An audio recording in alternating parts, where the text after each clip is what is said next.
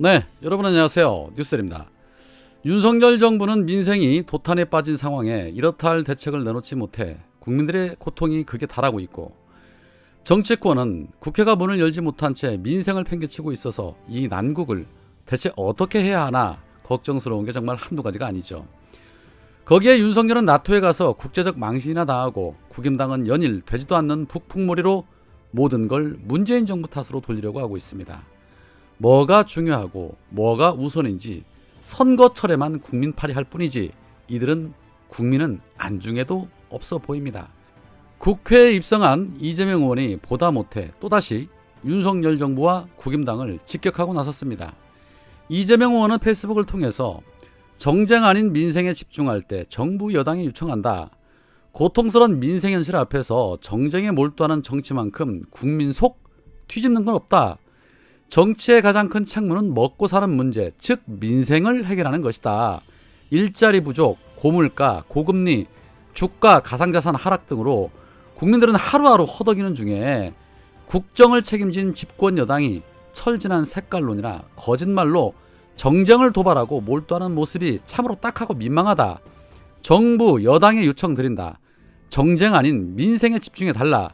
예를 들어 서해피살 공무원 진상규명이 중요하겠지만 민생 위기 앞에서 이 일을 정쟁 대상으로 몰아가서는 안 된다.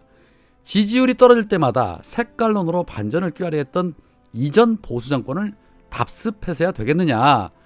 최악 수준의 가계부채와 고금리 문제에 눈을 돌리자. 금리 인상으로 상가나 소금액 택지가 직격탄을 맞고 지방부터 부동산 하락 위기가 시작될 것으로 전망된다. 영끌로 집을 사고 빚으로 생계 유지하던 청년들이 고금리 때문에 극단적 상황에 내몰리지 않게 해야 한다. 생계형 빚에 대한 이자 급증 공포를 어르신들이 홀로 감내하게 방치해서는 안 된다. 지금은 그 어느 때보다 힘들고 앞으로 더 어려워지겠지만 국민은 그 어느 때보다 현명하다. 정략을 위한 정쟁에 민생을 희생시키는 정치를 결코 용서하지 않을 것이다 라며 윤석열과 국임당을 후려쳤습니다. 대기업 부자 감세는 번개의 속도로 해치우고 서민의 고충에는 아랑곳하지 않는 윤석열. 전 세계적인 현상이라며 대책이 없다라고 말하고 있는 윤석열. 무능, 무지, 무식의 조건을 다 갖춘 윤석열. 이런 식으로 가면 조만간 국민들의 심판을 받게 될 것입니다. 오죽하면 윤석열의 지지율이 데드크로스된 부분을 지켜본 김종인마저도 이렇게 말합니다. 출범한 지 한 달 20일 정도밖에 안 됐는데 이런 사태가 났다는 것은 이거 보통 심각한 상황이 아니다 라고 말했습니다. 새삼 이럴 줄 모르고 별의 순간이 왔다라고 입을 턴 것은 아니겠지요. 그러면서 정부가 새로 수립하면 인수위 시절에 지금 우리나라가 어떤 상황에 직면했다는 것을 정확하게 진단하고 또 거기에 맞는 대책들을 초기에 내놓을 수 있는 준비를 했어야 된다. 과연 이 사람들이 한국이 당면하고 있는 상황에 대한 진단을 정확하게 하고 있느냐 하는 것이 보이지 않는다라고 꼬집으면서, 그러니까 거기에 대한 정확한 대책이 나올 수 없고 정확한 대책이 나오지 않으니까 국민들이 미래에 대해서 굉장히 불안하게 생각할 수밖에 없는 상황이다 라며 비판을 했습니다. 눈이 있는 사람이라면 저들이 지금 얼마나 허접한 정부인지를 단번에 판단할 수 있으실 겁니다. 여튼 이재명 의원이 이렇듯 앞장서서 정부 여당을 향해 비판의 목소리를 내고 또 민생을 챙겨야 한다고 주장하고 있음에도 이재명 의원에 대해서 아직도 비판적인 목소리를 내는 이 내부의 수박들이 있습니다.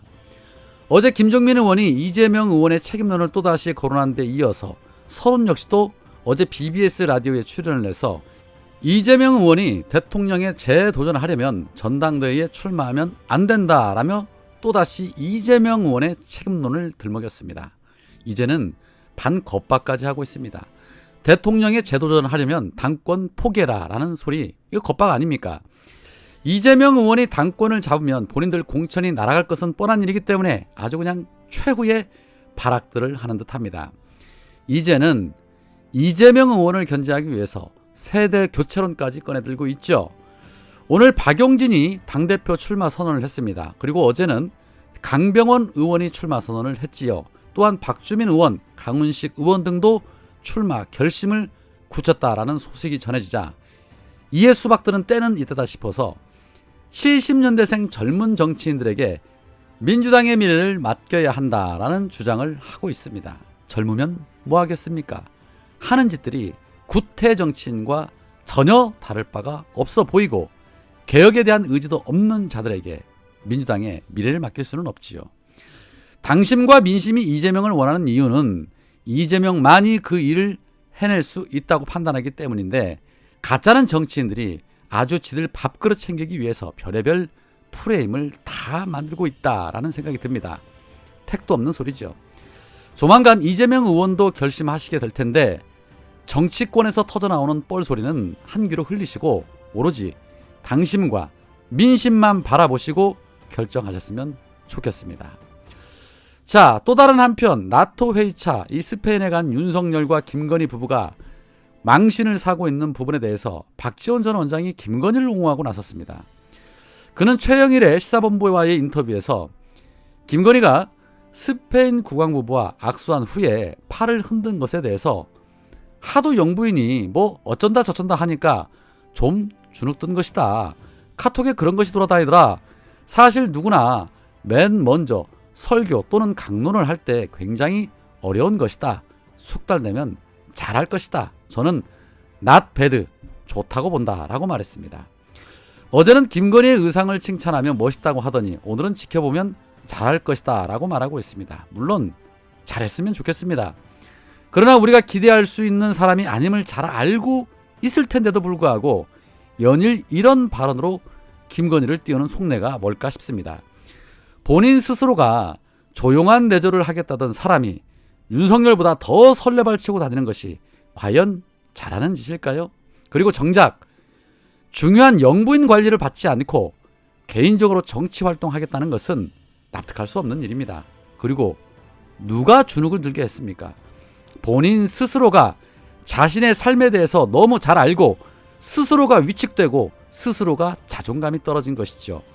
본인 스스로가 수준 높은 각국 정상들과 격이 맞지 않는다는 것을 알고 스스로가 위축된 것입니다. 고로 자신을 돌아보고 국내에 돌아와서 제발 나대지 말고 조용히 있었으면 좋겠습니다. 조용한 내조를 외치면서 뒤에서 실세들과 국정을 뒤흔드는 그런 일도 없어야 할 것이며, 웬만해서는 얼굴을 내비치지 않는 것이 국익에 도움이 된다라는 것이 대다수 국민들의 생각입니다. 그리고 당당하게 경찰과 검찰의 수사에 응해야 할 것입니다. 본인 스스로가 지은 죄 때문에 위축되어 있는 것을 누구를 탓한단 말입니까? 안 그렇습니까? 오늘은 여기까지입니다. 고맙습니다.